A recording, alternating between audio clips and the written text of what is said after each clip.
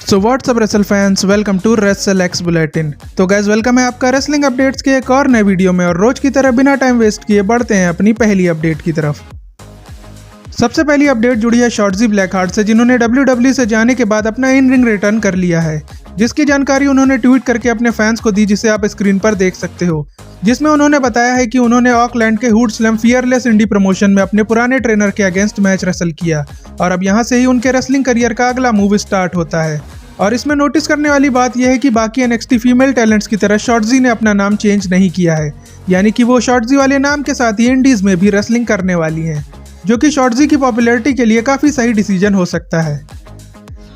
अगली अपडेट जुड़ी है WWE के शोज पर दिखने वाले स्पॉन्सरशिप लोगोस से, जिनके फ्यूचर के बारे में डेव मेल्ट्जर ने एक अपडेट शेयर की है, जिनके अकॉर्डिंग जिस तरह से रिंग मैट और टेबल्स पर अब हम लोगों को स्पॉन्सरशिप लोगोस देखने को मिल रहे हैं, उसी तरह से अब WWE सुपरस्टार्स के रिंग गियर्स पर भी बहुत जल्द हम लोगों को एडवर्टाइजमेंट लोगो देखने को मिलने वाले हैं। ऐसा इसलिए क्योंकि TKO बोर्ड का मेन टारगेट स्पॉन्सरशिप से पैसे कमाने का ही है, जिसकी वजह से WWE के शोज पर जहां भी खाली जगह दिखाई देगी वहां पर TKO एडवर्टाइजमेंट लोगो लगाने का प्लान करेगा। और इसी वजह से अब TKO का नेक्स्ट टारगेट सुपरस्टार्स का रिंग गियर होने वाला है, यानी कि WWE भी अब बहुत जल्द UFC फाइटर्स की तरह अपने सुपरस्टार्स के रिंग गियर्स पर भी स्पॉन्सरशिप लोगोस लगाने वाली है।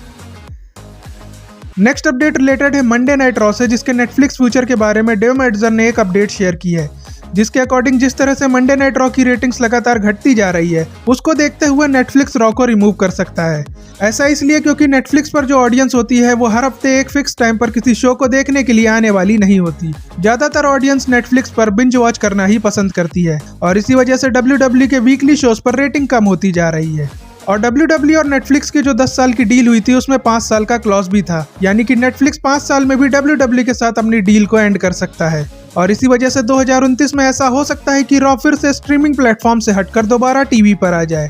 और अगर ऐसा हो जाता है तो यह हम इंडियन फैंस के लिए भी काफी सही रहेगा, क्योंकि हम लोगों को फिर से WWE के शोज दोबारा टीवी पर देखने को मिलेंगे।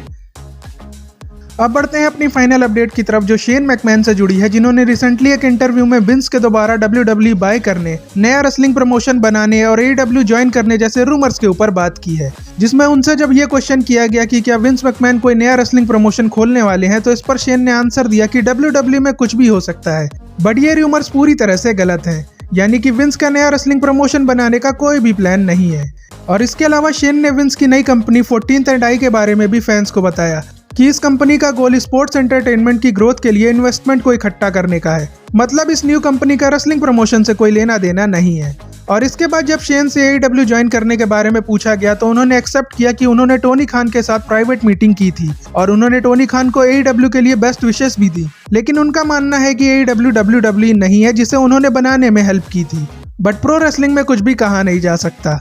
यानी कि शेन एक तरह से तो ये दिखा रहे हैं कि WWE से उन्हें ज्यादा प्यार है, बट वो AEW में जाने की पॉसिबिलिटी को पूरी तरह से मना भी नहीं कर रहे हैं। तो क्या पता फ्यूचर में कभी ऐसे हालात बन जाए जिसकी वजह से शेन मैकमैन हम लोगों को AEW में देखने के लिए मिल जाए। और इसके बाद रिपोर्टर ने शेन से विंस के दोबारा WWE वापस खरीदने वाले रूमर के बारे में भी क्वेश्चन किया, जिसपे शेन ने कहा कि विंस अभी आराम कर रहे हैं, लेकिन उनके पास अभी भी TKO के काफी ज्यादा शेयर्स हैं, तो उन्हें नहीं पता कि आगे क्या होने वाला है, बट WWE में कुछ भी पॉसिबल है। यानी कि शेन ने इन रूमर्स को पूरी तरह से गलत नहीं बोला है। बट अगर विंस मैकमैन सच में अब WWE को वापस लेना चाहेंगे तो क्या ये उनके लिए इतना आसान होगा कि वो उठकर आए और वो 3 साल बाद ये बोल दे कि उन्हें अपनी कंपनी वापस चाहिए और TKO उन्हें कंपनी वापस दे देगा? तो ऐसा नहीं होने वाला, क्योंकि WWE और UFC के मर्जर के बाद अब सिचुएशन बदल चुकी है और कंपनी की ग्रोथ की वजह से शेयर्स की वैल्यू भी काफी ज्यादा बढ़ गई है, जिसकी वजह से विंस को WWE वापस लेने के लिए अब बहुत ज्यादा अमाउंट पे करना पड़ेगा। और इसके अलावा विंस को बोर्ड मेंबर्स को भी खरीदना पड़ेगा, क्योंकि उनकी परमिशंस के बिना कुछ भी नहीं होने वाला। और देखा जाए तो जिस तरह से TKO WWE को चला रहा है और उससे पैसे बना रहा है, उसे देखकर मुझे तो नहीं लगता कि बोर्ड मेंबर्स WWE को दोबारा विंस के हाथों में जाने देंगे। और ये बात विंस को भी अच्छे से पता होगी, जिसकी वजह से मुझे नहीं लगता कि विंस दोबारा पूरी तरह से WWE के मालिक बन पाएंगे। बाकी विंस मैकमैन को तो अभी अपने कोर्ट केस से ही फुर्सत नहीं है, तो वो WWE को वापस लेने के बारे में क्या ही सोचेंगे।